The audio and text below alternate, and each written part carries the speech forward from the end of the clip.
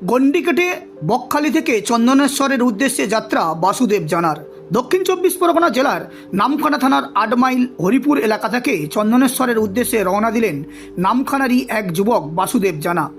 দীর্ঘদিন ধরে শারীরিক রোগে ভুগছিলেন নিজে। অবশেষে বাবা চন্দনেশ্বরের কাছে মানত করার পরেই নিজের শরীরে রোগমুক্ত হয়ে সুস্থ হয়ে ওঠেন। সেই কারণে বাবার কাছে দেওয়া কথা পূরণ করার জন্য নামখানা থেকে গন্ডি কেটে চন্দনেশ্বরের উদ্দেশ্যে রওনা দিলেন নামখানার এক যুবক বাসুদেব জানা।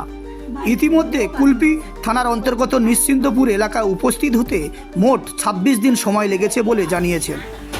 যাওয়ার পথে বহু মানুষ ওই বিরল দৃশ্য দেখার জন্য ভিড় জমিয়েছে। সেই সাথে সহযোগিতার হাত অনেকে বাড়িয়ে দিয়েছে। সেই দৃশ্য আপনাদের সামনে তুলে ধরা হলো। শারীরিক কোনো অসুস্থ ছিল, তার জন্য বাবার কাছে মানসিক করা হয়েছিল, তাই যাচ্ছি বাবার কাছে। কোথায় যাবেন? বকখালি থেকে চন্দনেশ্বর দণ্ডি প্রণাম করি।